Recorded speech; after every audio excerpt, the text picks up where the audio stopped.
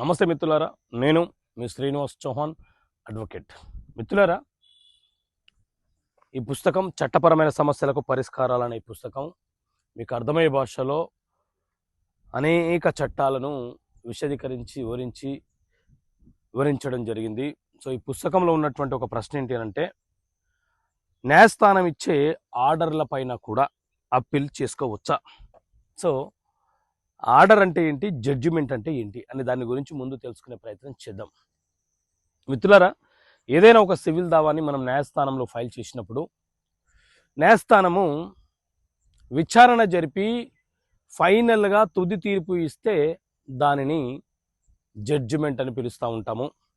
లేదు, న్యాయస్థానము తాత్కాలికంగా ఉపశమనం కల్పిస్తూ ఏదైనా తాత్కాలికమైనటువంటి తీర్పును మనకు అనుకూలంగా ఇస్తే దాన్ని ఆర్డర్ అని పిలుస్తూ ఉంటాము. అయితే చాలామంది ఏమనుకుంటారు అని అంటే, న్యాయస్థానం ఇచ్చే తుది తీర్పు మీద మాత్రమే మనం అప్పీల్ చేసుకునే అవకాశం ఉంటుందని, ఆ తర్వాతనే మనం అప్పీల్ చేసుకోవాలని భావిస్తూ ఉంటారు. అలా కాకుండా ఆర్డర్ల పైన కూడా అప్పీల్ చేసుకునే అవకాశం, వెసులుబాటు మనకు ఉంటుంది. ఉదాహరణకు, ఒక వ్యక్తి మనం కొనుగోలు చేసినటువంటి ప్రాపర్టీ మీదనే ఒక ఫోర్జ్డ్ డాక్యుమెంట్తోని సేల్ డీడ్ చేసుకున్నాడు. ఇప్పుడు మనము దావా వేయాలనుకుంటున్నాము. మరి ఏమని వేస్తాము దావా అని అంటే, suit for cancellation of sale deed and declaration అని వేస్తుంటాం. అంటే పలానా వ్యక్తి నేను కొనుగోలు చేసిన ఆస్తికి సంబంధించిన షెడ్యూల్ ఆఫ్ ద ప్రాపర్టీ ఏదైతే ఉందో ఆ ప్రాపర్టీని ఒక ఫోర్జ్డ్ డాక్యుమెంట్ ద్వారా ప్రాపర్టీ కొనుగోలు చేశాడు. ఆ డాక్యుమెంట్ని క్యాన్సలేషన్ చేసి ఆ ప్రాపర్టీకి నేను హక్కుదారునని సూట్ ఫైల్ చేస్తాం. ఈ కేసు ఫైల్ చేసిన తర్వాత అతనికి నోటీసులు వెళ్తాయి. అతను కోర్టుకు వస్తాడా రాడా, అది నెక్స్ట్ ప్రాసెస్. అయితే కేసు ఫైల్ చేసినప్పుడు మనం న్యాయస్థానానికి తాత్కాలికంగా ఒక ఉపశమనం కోరుతూ ఒక ఆర్డర్ ఇవ్వమని అడుగుతాం. ఏమని అడుగుతాము?